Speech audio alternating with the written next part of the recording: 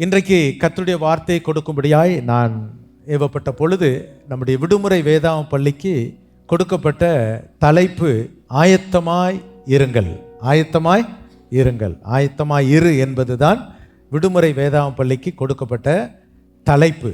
ஆகவே அந்த தலைப்பை வைத்து உங்களோடு கூட கர்த்தருடைய வார்த்தைகளை நான் கொடுக்க விரும்புகிறேன். மத்தேயு எழுதின சுவிசேஷம் 25ஆம் அதிகாரத்தை என்னோடு கூட நீங்கள் திருப்பிக் கொள்ளும்படியாய் உங்களை அன்போடு கூட நான் கேட்டுக்கொள்கிறேன். முதல் வசனத்தை வாசிப்போம். முதல் 2 வசனங்கள். அப்பொழுது பரலோக ராஜ்யம் தங்கள் தீவெட்டிகளை பிடித்து கொண்டு மணவாளனுக்கு எதிர்கொண்டு போக புறப்பட்ட 10 கன்னிகைகளுக்கு ஒப்பாயிருக்கும். அவர்களில் 5 பேர் புத்தி உள்ளவர்களும் 5 பேர் புத்தி இல்லாதவர்களுமா இருந்தார்கள். புத்தி இல்லாதவர்கள் தங்கள் தீவெட்டிகளை எடுத்து கொண்டு போனார்கள், எண்ணெயையோ கூட கொண்டு போகவில்லை. புத்தியுள்ளவர்கள் தங்கள் தீவெட்டிகளோடும் கூட தங்கள் பாத்திரங்களில் எண்ணெயையும் கொண்டு போனார்கள். மணவாளன் வர தாமதித்த போது அவர்கள் எல்லாரும் நித்திரை மயக்கம் அடைந்து தூங்கிவிட்டார்கள். நடு ராத்திரியிலே இதோ மணவாளன் வருகிறார், அவருக்கு எதிர்கொண்டு போக புறப்படுங்கள் என்கிற சத்தம் உண்டாயிற்று. அப்பொழுது அந்த கன்னிகைகள் எல்லாரும் எழுந்திருந்து தங்கள் தீவெட்டிகளை ஆயத்தப்படுத்தினார்கள். புத்தி இல்லாதவர்கள் புத்தி உள்ளவர்களை நோக்கி, உங்கள் எண்ணெயில் எங்களுக்கு கொஞ்சம் கொடுங்கள், எங்கள் தீவெட்டிகள் அணைந்து போகிறதே என்றார்கள். புத்தியுள்ளவர்கள் பிரதியுத்தரமாக, அப்படியல்ல, எங்களுக்கும் உங்களுக்கும் போதாமல் இராதபடி நீங்கள் விற்கிறவர்களிடத்திற்கு போய் உங்களுக்காக வாங்கி கொள்ளுங்கள் என்றார்கள். அப்படியே அவர்கள் வாங்க போனபோது மணவாளன் வந்துவிட்டார். ஆயத்தமாய் இருந்தவர்கள் அவரோடு கூட கல்யாண வீட்டுக்குள் பிரவேசித்தார்கள். கதவும் அடைக்கப்பட்டது. பின்பு மற்ற கன்னிகைகளும் வந்து, ஆண்டவரே ஆண்டவரே, எங்களுக்கு திறக்க வேண்டும் என்றார்கள். அதற்கு அவர், உங்களை அறியேன் என்று மெய்யாகவே உங்களுக்கு சொல்லுகிறேன் என்றார். ஆமென், ஆமென். கர்த்தருக்கு மகிமை உண்டாவதாக. இந்த வார்த்தைகளின் அடிப்படையில் நாம் இன்றைக்கு சிந்திக்க போகிறோம். எந்த ஒரு காரியத்தை செய்தாலும் அதற்கு என்ன தேவை? ஆயத்தம் தேவை. ஒரு பிரயாணம் மேற்கொள்ளுகிறோம் என்றால் அதற்கு ஆயத்தம் தேவை. அதே போல் எந்த ஒரு காரியம், ஒரு திருமணம் அப்படின்னா உடனே அதற்கு எவ்வளவோ ஆயத்தங்கள் இருக்கிறதை பார்க்கிறோம். பிள்ளை பிறந்த உடனே, அது பொம்பளை பிள்ளைனா அப்போமே அப்பா என்ன செய்துறாரு? ஆயத்தப்பட ஆரம்பிச்சிடுறாரு. நல்ல தகப்பன்மார் அப்போமே பிள்ளைக்கு ஒரு டெபாசிட் போட்டு வச்சுருவாங்க. அது அந்த முதிர் வயது ஆகும்போது, அந்த வாலிப பிராயம் அடையும் பொழுது அது பிரயோஜனமாக இருக்கும் என்று சொல்லி, அதை போல் மணவாட்டியாய் பெண்ணாய் போகிற பிள்ளை அவங்க ஒரு ஆயத்தம் செய்வாங்க. 3 மாதத்துக்கு முந்தையே ஃபேஷியல் தொடங்குவாங்க. அவங்களுக்கு நல்ல ஃபேஸ் தான் இருக்கும், நல்ல ஷைனிங் ஃபேஸ் தான், நல்ல வெள்ளை கலர் ஃபேஸ் தான் இருக்கும். ஆனாலும் இப்போ வெள்ளையை கோல்டாக மாற்றிடணும்னு நினைப்பாங்க. அதுக்கு என்னென்ன ஃபேஷியல்லாம் இருக்குதோ அது ஒரு 3 மாதம் அந்த ப்ராஜெக்ட் போயிட்டே இருக்கும். எதற்கு? ஆயத்தம். எதற்கு? ஆயத்தம். ஆயத்தம் என்பது நமக்கு ரொம்ப அவசியம். ஆனால் இந்த உலக பிரகாரமாக இந்த காரியங்கள் எல்லாம் செய்வதற்கு நாம் எத்தனையோ ஆயத்தங்களை செய்கிறதை பார்க்கிறோம். அப்போது இப்படி ஒரு ஆயத்தம் இருக்கும் பொழுது இந்த உலக வாழ்க்கையில் இருக்கிற நாம் ஒரு ராஜ்யத்திற்கு போகிறோம். இந்த ராஜ்யத்தை நமக்கு நாம் ஆயத்தப்படுவதைப் போல நமக்காக ஆயத்தம் பண்ணுகிற ஒரு தெய்வம் இருக்கிறார். வாசித்து பாருங்கள். யோவான் எழுதின சுவிசேஷம் 14ஆம் அதிகாரம். யோவான் 14ஆம் அதிகாரத்தில் 2ஆம் வசனத்தை வாசியுங்கள். என் பிதாவின் வீட்டில் அநேக வாசஸ்தலங்கள் உண்டு.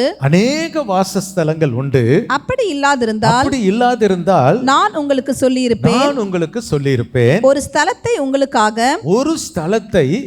உங்களுக்காக ஆயத்தம் பண்ண போகிறேன். ஆண்டவர் எவ்வளவு அழகா சொல்றார். நான் உங்களுக்காக ஒரு ஸ்தலத்தை ஆயத்தம் பண்ண போகிறேன்.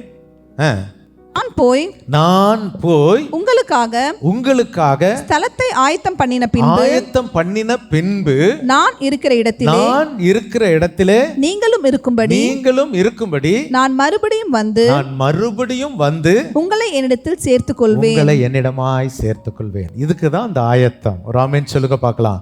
அப்ப இந்த உலகத்திலே ஏன் திருச்சபை, ஏன் சபை, ஏன் சபைக்கு வர வேண்டும் அப்படி என்றால், நாம் ஆண்டவர் நமக்காக ஒரு ஸ்தலத்தை ஆயத்தம் பண்ணி இருக்கிறார். போய் ஆயத்தம் பண்ணிக்கொண்டே இருக்கிறார் மணவாட்டிக்காக. இப்போ அந்த ஸ்தலத்துக்கு நாம் போக வேண்டும். அப்படி போனோம்னா ஆண்டவர் ஆயத்தம் பண்ண ஸ்தலத்திற்கு நாம் ஆயத்தமாக வேண்டியது அவசியம். அது எப்போ? இந்த காலங்களிலே. அப்போ ஆயத்தம் எப்படி? முதல் நாம் கழுவப்பட வேண்டும். இயேசுவின் இரத்தத்தால் கழுவப்பட வேண்டும். 1 யோவான் 1:7 விதமாய் சொல்லப்பட்டிருக்கிறது, இயேசு கிறிஸ்துவின் ரத்தம் சகல பாவங்களையும் நீக்கி நம்மை சுத்திகரிக்கும். அப்போ இயேசுவின் ரத்தத்தினால் முதலாவது கழுவப்பட வேண்டும். ஒரு திருமண வீட்டுக்கு போறோன்னா அப்படியே காலையில் தூங்கி எந்திரிச்ச உடனே யார் போவீங்க? யாருமே போக மாட்டோம். அதற்கு நம்ம என்ன செய்கிறோம்? முதலாவது நாம் நம்மை சுத்திகரிக்கிறோம். ஆலயத்திற்கு வருவதற்கு முன்பதாய் நாம் சுத்திகரிப்பதை போல அந்த பரலோக ராஜ்யத்திற்கு செல்வதற்கு முதலாவது நாம் ரட்சிக்கப்பட வேண்டும், பரிசுத்தமாக்கப்பட வேண்டும். அப்படி நம்முடைய பாவங்களை கழுவுகிறவர் யார்? ஒருவன் நதியிலே போய் மூழ்கினால் பாவம் கழுவப்படுமா? இல்லை. ஆகவே பாவங்களை கழுவதற்கு ஆண்டவர் இயேசு தம்முடைய பரிசுத்த இரத்தத்தை சிந்தினார். அல்லேலூயா, கர்த்தருக்கு மகிமை உண்டாவதாக. ஆகவே முதலாவது நாம் கழுவப்பட வேண்டும். அப்புறம் கழுவப்பட்டவர்கள் அதன் பிறகு நாம் நாளுக்கு நாள் தேவனுக்குள்ளாய் வளர வேண்டும். நாம் கழுவப்பட்ட பிறகு நாம் ஆண்டவருடைய பிள்ளைகளாய் மாறுகிறோம். அவருடைய பிள்ளைகள் நாளுக்கு நாள் வசனத்திலே வளர வேண்டும். அதற்கு தான் வேதம் சொல்லுகிறது.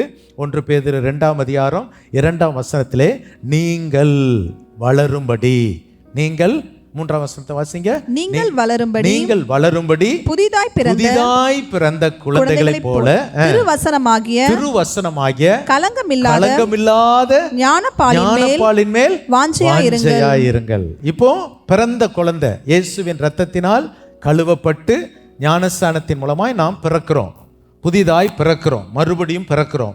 மறுபடியும் பிறந்த நாம் அடுத்தது என்ன செய்யணும்? வளர வேண்டும், வளர வேண்டும்.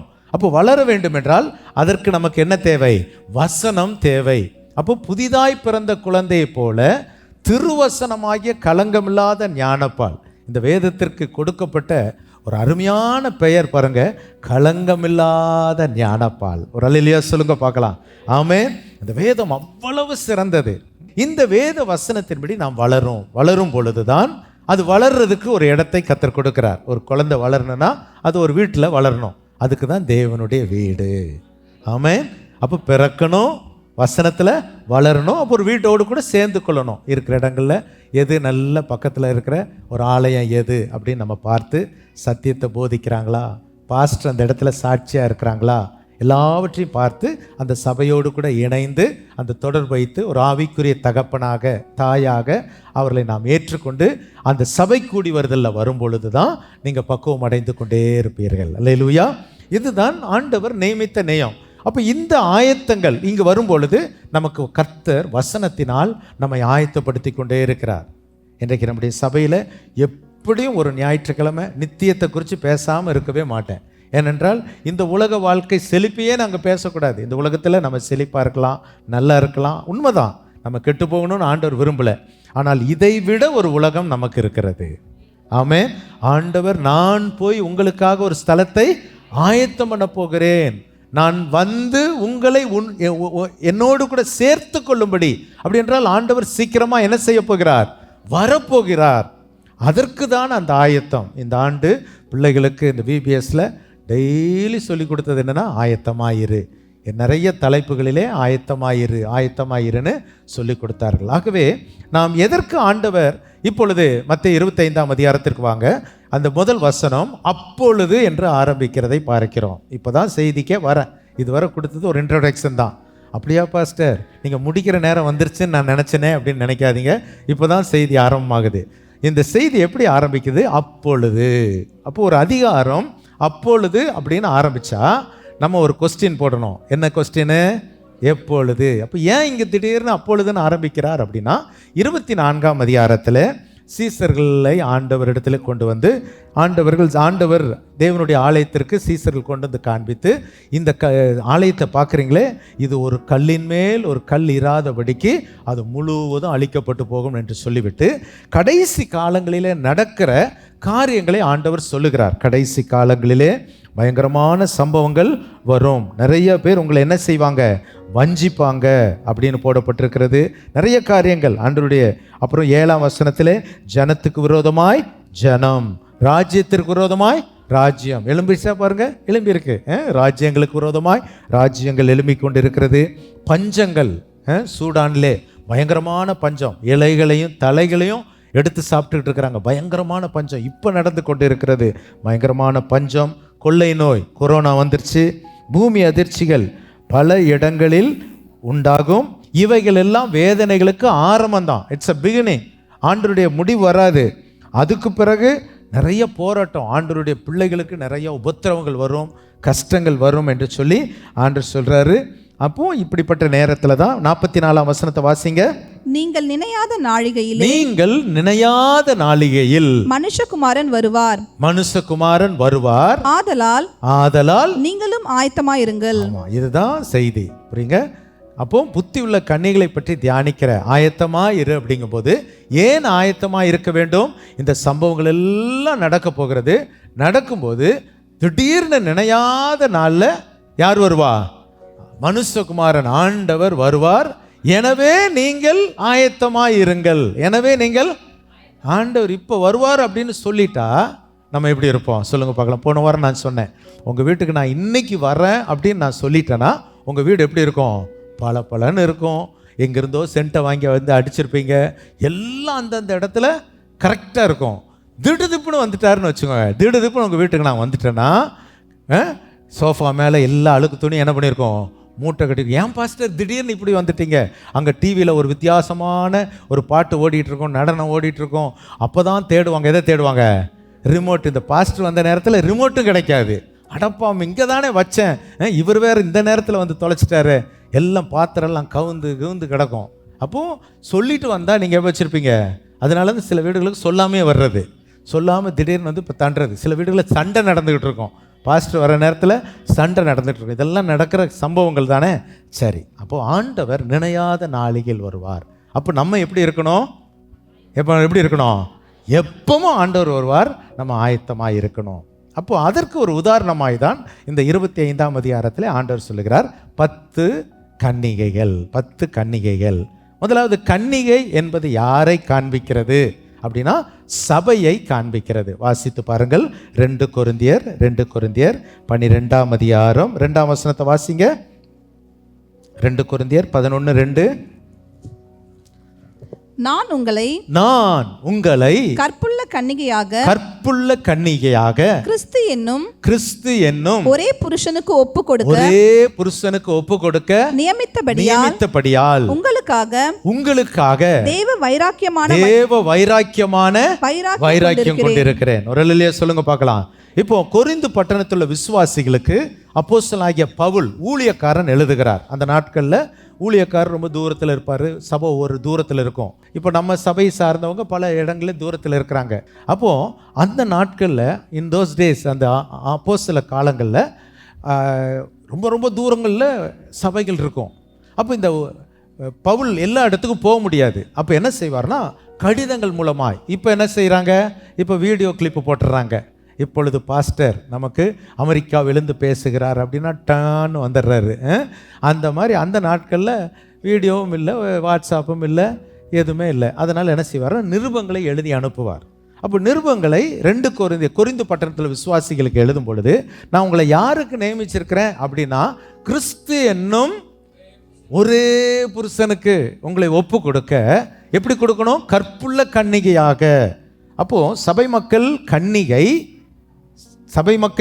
கன்னிகை, கிறிஸ்து நமக்கு மணவாளனாய் இருக்கிறார். அல்லேலூயா. இதுதான் நம்முடைய கிறிஸ்தவ சத்தியம். அவர் ஒரு நாள் வரப்போகிறார். அவர் மணவாளனாய் சபையை மணவாட்டியாய் சேர்த்து கொண்டு நாம் பரலோகத்திலே நீடூழி காலம் வாழப்போகிறோம். இந்த உலக வாழ்க்கை ஒரு நிரந்தரம் அல்ல, இது கொஞ்ச காலம், தற்காலிகமான ஒரு கூடார வாழ்க்கை. 2 கொரிந்தியர் 5ஆம் அதிகாரத்திலே வாசித்தால், பூமிக்குரிய கூடாரம் அழிந்து போனாலும் கைகளால் கட்டப்படாத, வாசிங்க, பூமிக்குரிய கூடாரமாகிய நம்முடைய வீடு, இந்த உலகத்தை என்ன சொல்ல இருக்கிறது? கூடாரமாகிய இந்த வீடு அழிந்து போனாலும் தேவனால் கட்டப்பட்ட கைவேலை அல்லாத நித்திய வீடு பரலோகத்திலே நமக்கு உண்டாயிருக்கிறது என்று அறிந்திருக்கிறோம். அப்போ 2 வீடு இருக்குது. ஒன்று பூமிக்குரிய கூடாரமாகிய வீடு, 2வது தேவனால் கட்டப்பட்ட கைவேலை இல்லாத நித்திய வீடு. அல்லேலூயா. தேவனால் கட்டப்பட்ட கைவேலை அல்லாத நித்திய வீடு நமக்கு உண்டாயிருக்கிறது. அல்லேலூயா. எத்தனை பேர் அதை விசுவாசிக்கிறீங்க? ஆமென். அந்த விசுவாசம் தான் கிறிஸ்தவ விசுவாசம். அப்படிலாம் இல்லை இது கட்டுக்கதை அப்படின்லாம் நீங்கள் நினச்சிடாதீங்க. வேதத்தில் நம்முடைய ஆண்டவர் பரலோகத்திற்கு எடுத்துக்கொள்ளப்பட்டார். உங்களிடத்திலிருந்து எடுத்துக்கொள்ளப்பட்ட இயேசுவானவர் எப்படி எடுத்துக்கொள்ளப்பட்டாரோ அப்படியே மறுபடியும் திரும்ப வருவார், நம்மை சேர்த்து கொள்ள போகிறார். அதனால தான் நம்ம இவ்வளோ பயத்தோடு பக்தியோடு பரிசுத்தத்தோடு ஞாயிற்றுக்கிழமையில் வந்து ஆண்டவரை ஆராதித்து நம்மகிட்ட இருக்கிற தவறெல்லாம் அறிக்கை செய்து இன்னும் நம்ம கர்த்தரோடு கூட பூரணராக கடந்து போய்க்கொண்டே இருக்கிறோம். கர்த்தருக்கு மகிமை உண்டாவதாக. ஆகவே இப்படிப்பட்ட ஒரு நித்திய வீட்டை கர்த்தர் நமக்கு ஆயத்தம் பண்ணியிருக்கிறபடினால் இந்த உலகத்திலே நாம் வாழ்கிற வாழ்க்கை ஒரு நிரந்தரம் அல்ல. அது ஒரு வாடகை வீடு, நிரந்தரமற்ற ஒரு கூடார வாழ்க்கை. கர்த்தருக்கு ஸ்தோத்திரம் உண்டாவதாக. ஆகவே இப்பொழுது இந்த சம்பவத்தை நீங்கள் வாசித்தால் 10 கன்னிகைகள், அதில் அந்த கன்னிகை என்பது சபையை காண்பிக்கிறது. அப்போ சபையின் கன்னிகையாய் வெர்ஜின் எப்படி இருக்கணும் அப்படின்னு நீங்கள் பார்த்தீங்கன்னா இந்த வசனத்தின் அடிப்படையில் எப்படி இருக்க வேண்டும்? 2 கொரிந்தியர் 12:2 படி கற்புள்ள கன்னிகையாய் இருக்க வேண்டும். கற்புள்ள கன்னிகை. அப்போ கற்பு அப்படின்னா உங்களுக்கு தெரியும், தன் வாழ்க்கையில் வேற எந்த விதமான மனிதருக்கும் தன்னை ஒப்புக்கொடாதபடிக்கு தன்னை காத்து கொள்வது தான் கற்புள்ள வாழ்க்கை. 2வது கன்னிகை எப்படி இருக்க வேண்டும் அப்படின்னு சொல்லி நீங்கள் வேதத்தில் வாசித்தால் ஆதியாகமம் புஸ்தகம் 24ஆம் அதிகாரம் 16ஆம் வசனம். கன்னிகை எப்படி இருக்க வேண்டும் வாசிங்க. அந்த பெண் மகா ரூபவதியும் புருஷனை அறியாத கன்னிகையுமாய் இருந்தார். 2வது குறிப்பு, கன்னிகை எப்படி இருக்க வேண்டும்? மகா ரூபவதியா இருக்க வேண்டும். ஒரு அல்லேலூயா சொல்லுங்க பார்க்கலாம். அழகுள்ளவளா இருக்க வேண்டும். அப்படிதானே? பெண்ணை மாப்பிள்ளைகள் தேடும்போது எப்படி கேட்குறாங்க? பாஸ்டர் எனக்கு ஒரு பெண்ணை தேடுங்க பாஸ்டர், நல்ல செக்க செவேர்னு இருக்கணும், அப்புறம் அப்படி லைட்டாக சூண்டுனாலும் என்ன வரணுமாமா? ரத்தம் வரணுமாமா, அப்படி பிங்க் கலரில் இருக்கணும், இவங்க சொல்கிறதுலாம். ஆனால் இவர் கண்ணங்கரேன்னு என்ன எப்படி இருப்பார்? அண்டை காக்கா மாதிரி இருப்பார். இவருக்கு எப்படி தேவை? அப்படியே கோல்டு கலரில் வேணும், பிங்க் கலரில் வேணும், ஒயிட் கலரில் வேணும், ஒயிட்டாக பாருங்கள், வெள்ளையாக பாருங்கள், அப்படிலாம் சொல்லியிருக்காங்க எங்கள்கிட்ட. நல்லா பாருங்கள், நல்லா படித்தவங்களாக இருக்கணும், நல்லா சம்பாதிக்கணும். நீ என்ன படிச்சிருக்க? நான் +2 தான், ஃபெயிலு, உனக்கு கண்டிப்பாக நிச்சயமாக கிடைக்கும். ஆகவே இப்படியெல்லாம் அழகாக இருக்கணும் அப்படின்லாம் கேட்பாங்க. தப்பு இல்லை. அப்போ ஒரு கன்னிகை எப்படி இருக்கணும்? அழகாக இருக்கணும். என்னுடைய பாயிண்ட் என்னென்னா, ஒரு கன்னிகை எப்படி இருக்கணும்? அழகாக இருக்கணும். எந்த அழகு வெளிப்புற அழகு நமக்கு தேவை, இல்லைன்னு சொல்லலை. ஆனால் இயற்கையாகவே வெளிப்புற அழகை கர்த்தர் எல்லாருக்கும் தந்திருக்கிறார். நீங்கள் அழகாக இல்லைன்னு சொன்னால் உங்களுக்கு என்ன வரும்? கோவம் வரும். ஆனால் நீங்கள் ரொம்ப அழகாக இருக்கிறான்னு சொல்லும்போது நீங்களே உங்களை பார்த்து நீங்கள் மெச்சிக்கணும். கண்ணாடியை போய் பார்க்கணும், பார்த்துட்டு உலகத்திலே நான் தான் அழகுன்னு சொல்லிக்கணும். ஆமாம், அப்படி அழகு. சரி, சிலர் தங்களை ரொம்ப அழகுப்படுத்திக்கிட்டே இருப்பாங்க. ஆனால் வேதம் கற்றுக் கொடுக்குற அழகு அதுவல்ல. வேதம் கற்றுக் கொடுக்குற அழகு என்ன? சங்கீதங்களின் புஸ்தகம் 45ஆம் சங்கீதம் 13ஆம் வசனத்தை வாசிங்க. ராஜகுமாரத்தி உள்ளாக பூரண மகிமை உள்ளவள். என்ன அழகு? உள்ளாக பூரண மகிமை உள்ளவள், அழகுள்ளவள், பூரண மகிமை உள்ள அழகை காண்பிக்கிறது. ஒரு ஆமென் சொல்லுங்க பார்க்கலாம். அப்போ அந்த உள்ள அழகு அது எப்படிப்பட்டது? 1 பேதுரு 3ஆம் அதிகாரம் 4-5 வசனங்கள். 1 பேதுரு பொன்னாபரணங்களை அணிந்து உயர்ந்த வஸ்திரங்களை உடுத்துக் கொள்வதாகிய புறம்பான அலங்கரிப்பு உங்களுக்கு அலங்காரமா இராமல். பாருங்கள், இங்கு அலங்காரம் என்று குறிப்பிடுவது எது அப்படின்னா மயிரை பின்னுதல், அப்புறம் பொன்னாபரணங்களை அணிதல், உயர்ந்த வஸ்திரங்களை தரித்தல். இது ஒரு அலங்காரம் தான் சொல்றாரு. இது ஒரு அலங்காரம் தான் சொல்றாரு. ஆனால் இந்த ஒரு அலங்காரத்தை விட அப்போ அந்த நாட்களில் அலங்காரம் அப்படின்னா என்னது? மயிரை நல்லா என்ன செய்வாங்க? பின்னுவாங்க. அப்படி தானே? மயிரை பின்னுன்னா தலையில் என்ன செய்வாங்க? நல்லா எண்ணெய் தேய்ப்பாங்க. இப்போ என்ன தேய்ப்பாங்களா? எண்ணெய் கொண்டு போய் தலையில் தேய்க்க போங்களேன் பார்க்கலாம். வேண்டாம், எண்ணெய்லாம் தேய்க்கக்கூடாது, எண்ணெய் தேய்க்கக்கூடாது. அப்புறம் மயிரை என்ன பண்ணக்கூடாது? இப்போ உள்ள ஸ்டைல் வேறு, இப்போ உள்ள ஸ்டைல்லாம் வேறு. மயிரை பின்னக்கூடாது, தலைக்கு எண்ணெய் தேய்க்கக்கூடாது. ஆனால் தலைக்கு எண்ணெய் தேய்க்கிறது நல்லது. ஒரு அல்லேலூயா சொல்லுங்க பார்க்கலாம். எண்ணெய் தேய்க்கிறது இப்போ காலையில் உங்கள் எல்லாருக்கும் எண்ணெய் தேய்ச்சி விட்றதுக்கு தான் நீங்கள் வந்திருக்கீங்க. உங்களுக்கு என்ன பண்ணுறோம்? எண்ணெயை தேய்க்கிறோம். வாசித்து பாருங்கள். 141ஆம் சங்கீதம் 5ஆம் வசனத்தை வாசிங்க. 141ஆம் சங்கீதம் 5ஆம் வசனம். நீதிமான் நீதிமான் என்னை தயவாய் குட்டி, பாருங்க, நீதிமான் என்னை தயவாய் குட்டி, தயவா, அப்புறம் என்ன பண்ணணுமாமா? அதாவது மண்டையில கொட்டணும். அது எப்படி கொட்டணும்? கொஞ்சம் வலிக்காம அப்படியே வாழைப்பழத்தில் ஊசி ஏற்றுற மாதிரி என்ன பண்ணணும்? பாஸ்ட்டு திட்டணும். பாஸ்ட்டு திட்டவும் செய்யணும். ஆனால் எப்படி ஏற்றணும்? வாழைப்பழத்தில் ஊசி ஏற்றுற மாதிரி திட்டுட்டு, தயவாய் குட்டி என்னை கடிந்து கொள்ளட்டும், அது என் தலைக்கு, அது என் தலைக்கு என்ன இருக்கும்? எண்ணெயை போல இருக்கும். எண்ணெயை போல இருக்கும். ரலிலே சொல்லுங்க பார்க்கலாம். பாஸ்ட் திட்டாருன்னா இனிமேல் கோச்சிக்கிட்டு நான் இனிமேல் வரமாட்டேன்னு சொல்லக்கூடாது. பாஸ்ட் இன்னைக்கு நல்லா மண்டைக்கு என்ன பண்ணியிருக்கிறாரு? தலைக்கு எண்ணெய் தேய்ச்சி விட்டுருக்கிறாரு. அல்லேலூயா. மண்டைக்கு எண்ணெய் தேய்ச்சிங்கன்னா உடம்பு முழுவதும் குளிர்ந்துரும். எண்ணெய் தேய்க்காட்டா மூளை சூடாயிரும். மூளை சூடாயிருச்சுன்னா சில வேளையில் உருகிருமாமா. அப்புறம் மூளை என்ன பண்ணிடும்? குழம்பிருமாமா. அதனால தான் அப்பப்போ தலைக்கு என்ன பண்ணணும்?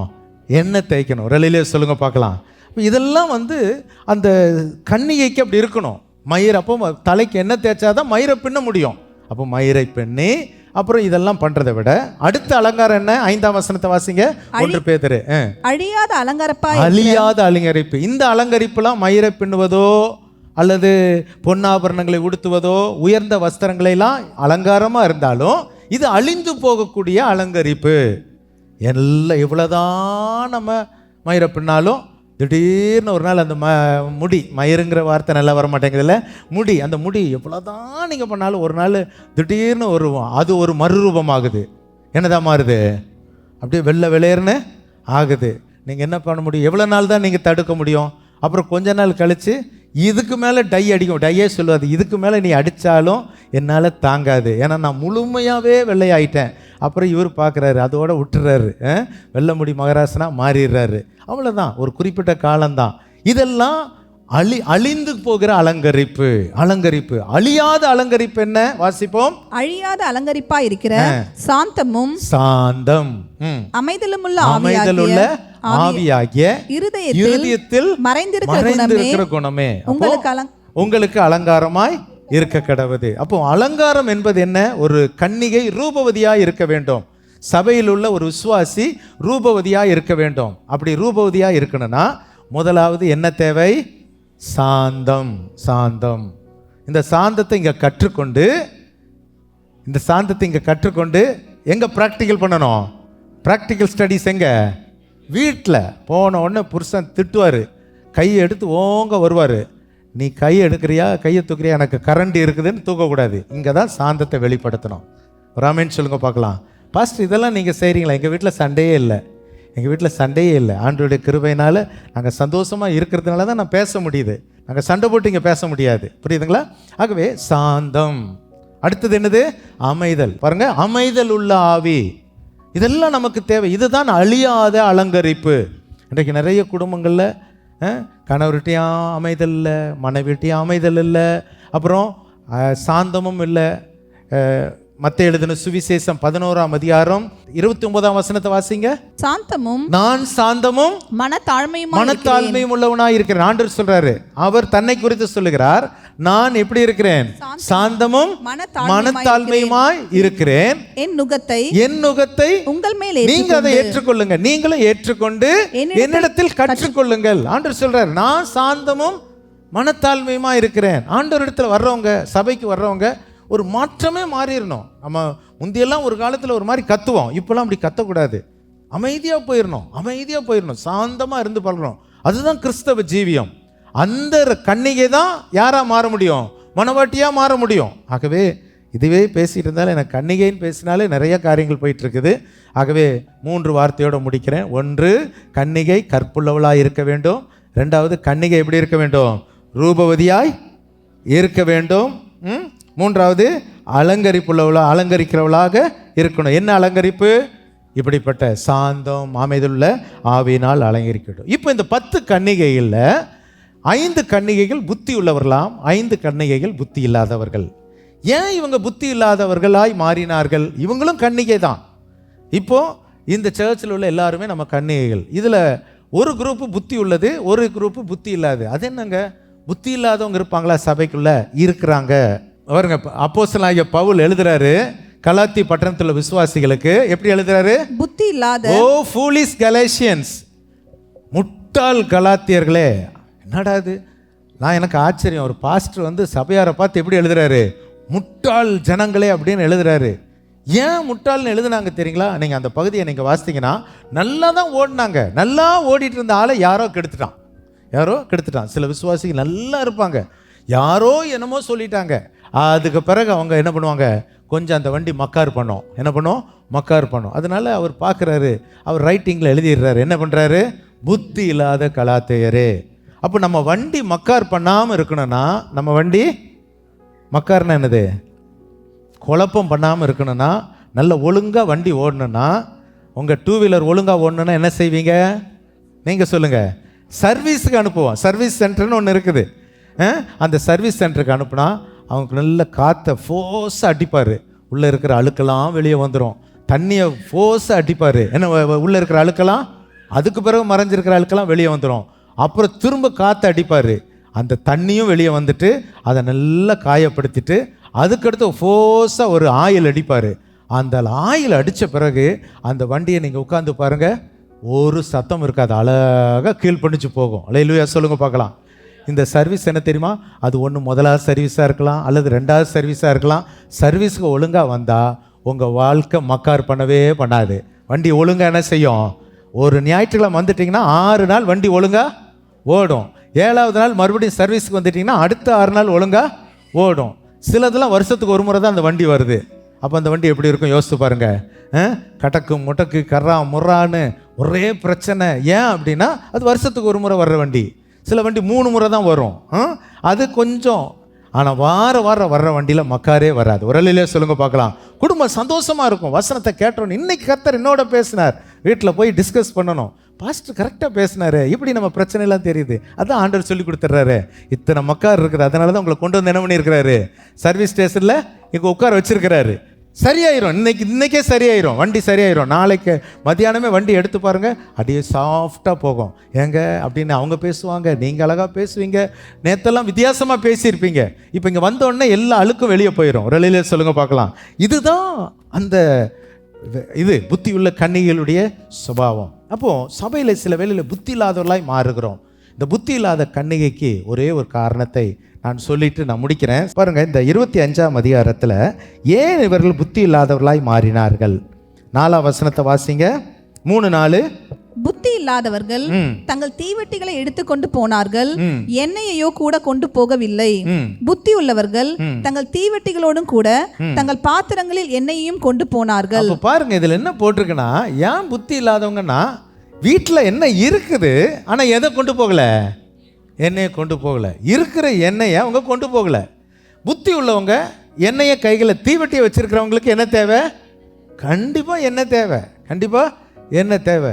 அங்கே இஸ்ரவேல் ஈரானை அடித்த உடனே நான் செஞ்ச முதல் வேலை என்ன தெரியுங்களா, நம்ம ஜென்ரேட்டரை முதல் டீசலை போட்டு நிரப்பினேன், அப்புறம் என் காரில் டீசலை போட்டு நிரப்பினேன். ஏன் அப்படின்னா, திடீர்னு இங்கே வேறு அடிச்சிட்டாங்கன்னா கிடைக்கலன்னா கொஞ்சம் ஓடுறதுனையும் ஓடட்டும் அப்படின்னு அவசரமாக முதல் டேங்கை நிரப்பு, 2 இதையும் டேங்கை நிரப்பிடு அப்படின்ட்டேன். காரணம், நான் பொதுவாக டேங்கை நிரப்பவே மாட்டேன், பாதியிலேயே போகும். அன்னைக்கு ஃபுல்லாகவே 2 நிறைஞ்சு போச்சு. காரணம்னு ஒரு பயம்தான். நமக்கு எப்போவுமே என்னப்படி இருக்கணும், கையில் எண்ணெய் இருக்கணும். இந்த எண்ணெய் எது, பரிசுத்த ஆவியானவர். அது உள்ளே இருந்தால் தான் உங்கள் தீபம் எரியும். ஒரு வழியில் சொல்லுங்க பார்க்கலாம். வெறும் திரியை வச்சுக்கிட்டு என்ன பிரயோஜனம், உள்ள எண்ணெய் இருக்கணும், உங்கள் தீபம் எரியணும். தினமும் பரிசுத்த ஆவியில் நிறைந்த வாழ்க்கை, பரிசுத்த ஆவியானவரை சேர்ந்த வாழ்க்கை, அவரோடு கூட இணைந்த வாழ்க்கை. ஆண்டவரே நீர் என்னை ஒவ்வொரு நாளும் நடத்தும். ஆண்டவர்கிட்ட கேட்கணும். அவர் சொல்றார், நான் உனக்கு போதித்து நீ நடக்க வேண்டிய வழியை உனக்கு காட்டுவேன், உன்மேல் என் கண்ணை வைத்து உனக்கு ஆலோசனை செல்வேன். 119ஆம் சங்கீதம் 105ஆம் வசனம், உம்முடைய வசனம் என் கால்களுக்கு தீபம், என் பாதைக்கு வெளிச்சம். இந்த படி, அதனால தான் நம்ம கடந்து போகணும். நம்ம சபையில் ஆண்டோடைய கிருபையினால 365 நாள் செய்தி இருக்குது. 5 to 6 மணியில் 10 நிமிஷம் செய்தி டெய்லி. ஜூமில் வாங்க அல்லது டெய்லி வாங்க, டெய்லி வசனம் இருக்குது. காரணம், இதுதான் நம்மை உயிர்ப்பிக்கிறது, இதுதான் நம்மை பாதுகாக்கிறது. அல்லேலூயா. அப்போ புத்தி உள்ளவர்கள் கைகளிலே எண்ணெயை கொண்டு போனார்கள். புத்தி இல்லாதவங்களுக்கு என்னென்னா, என்ன ஆகுது பார்ப்போம் அப்படின்னு ஒரு அலட்சியமான போக்கு இருந்துச்சு. மணவாளன் வர தாமதித்தார். ஆண்டவருடைய வருகை தாமதமாகிறது உண்மைதான். தாமதத்திற்கு காரணம் 2 பேதுரு 3ஆம் அதிகாரம் 9ஆம் வசனம். 2 பேதுரு 3ஆம் அதிகாரம் 9ஆம் வசனம். தாமதிக்கிறார் என்று சிலர் எண்ணுகிறபடி கர்த்தர் தமது வாக்குத்தத்தத்தை குறித்து தாமதியமாயிராமல் ஒருவரும் கெட்டு போகாமல் எல்லாரும் மனம் திரும்ப வேண்டும் என்று விரும்பி நம்மேல் நீடிய பொறுமை உள்ளவராய் இருக்கிறார். உட்கார்ந்திருக்கிற எத்தனை பேர்ல இன்னும் குடும்பத்தார் ரட்சிக்கப்படல, கணவர் ரட்சிக்கப்படல, பிள்ளை ரட்சிக்கப்படல, அப்பா அம்மா ரட்சிக்கப்படல, அவங்கெல்லாம் உட்கார்ந்துருக்கீங்க. அப்போ அவங்க மனம் திரும்பணும்னு ஆண்டவர் பொறுமையா இருக்கிறார். ஒன்று, தீர்க்க தரிசனங்கள் நிறைவேற வேண்டும். 2வது, எல்லாரும் மனம் திரும்ப வேண்டும் என்று ஆண்டவர் தாமதிக்கிறார். ஆனால் தாமதித்தாலும் கூட சொன்ன ஆண்டவர் சீக்கிரமாய் வருவார். நாம் ஆயத்தமாய் இருக்க வேண்டும். அந்த பகுதியை நீங்க வாசித்தீங்கன்னா, மணவாளன் தாமதித்தது உண்மைதான். ஆனால் ஒரு நாள் திடீர்னு ஒரு சத்தம் வருகிறது, இதோ மணவாளன் வந்து விட்டார். அல்லேலூயா. உடனே எல்லாரும் எழும்புறாங்க, தீவட்டியை பற்ற வைக்கிறாங்க. 5 பேருடைய தீவட்டி எரியுது, 5 பேருது எரியல. காரணம் என்ன? 5 பேர் அந்த ஆயிலோடு கூட எண்ணெயோடு கூட காணப்பட்டாங்க. பற்ற வச்ச உடனே எரிஞ்சிருச்சு. இந்த 5 பேருடைய வாழ்க்கையில் எண்ணெய் இல்லை, அதனால அது பற்றலை. அப்போ எண்ணெயோடு கூட அந்த தீவட்டியோடு கூட சென்றவர்கள் அங்கு மணவாளனோடு சேர்க்கப்பட்டார்கள். கதவு அடைக்கப்பட்டது. அருமையானவர்களே, அதற்கு தான் இந்த ஆயத்தம். இந்த ஒரு வாரம் பிள்ளைகளுக்கு இந்த ஆயத்தமாயிருனே சொல்லிட்டு இருந்தாங்க. அந்த பிள்ளைகள் ஆயத்தமாயிட்டாங்க. இப்போ நம்ம எத்தனை பேர் ஆயத்தமாக இருக்க போகிறோம்? நம்ம வாழ்க்கை ஏதோ அசட்டையாக நினச்சிட வேண்டாம், அதெல்லாம் நடக்காதுங்க அப்படின்லாம் நினைக்காதீங்க. சீக்கிரமாக ஒன்று நடக்க போகிறது. அல்லேலூயா.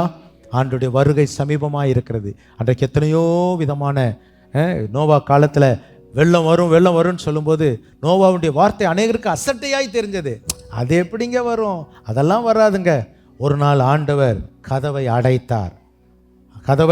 அடைத்தார். எனவே தான் ஆமோஸ் தீர்க்க தரிசன புஸ்தகம் 4ஆம் அதிகாரம் 12ஆம் வசனம் நினைக்கிற அந்த வசனத்தில் சொல்லப்பட்டு இருக்கிறது, உன் தேவனை சந்திக்க நீ என்ன செய்ய? ஆயத்தப்படு. உன் தேவனை சந்திக்க, ஆகையால் இஸ்ரவேலே இந்த பிரகாரமா உனக்கு செய்வேன். இஸ்ரவேலே நான் இப்படி செய்ய போகிறபடினால் உன் தேவனை சந்திக்கும்படி ஆயத்தப்படு. ராமன் சொல்லுவோமா? நம்மை ஒப்பு கொடுப்போமா? நம்மை தாழ்த்துவோம். ஆண்டவரே, என்னுடைய வாழ்க்கையில பரிசுத்த ஆவியானவர் என்னிலிருந்து என்னை ஆயத்தப்படுத்தும் ஆண்டவரே. நான் புத்தியுள்ள கன்னிகையாக, கற்புள்ள கன்னிகையாக, ஆவிக்குரிய அழகுள்ள ரூபவதியாக நான் வாழ்வதற்கு எனக்கு கிருபை தாரும் ஆண்டவரேன்னு சொல்லி கர்த்தரிடத்தில் கேட்போமா? ஹல்லேலூயா.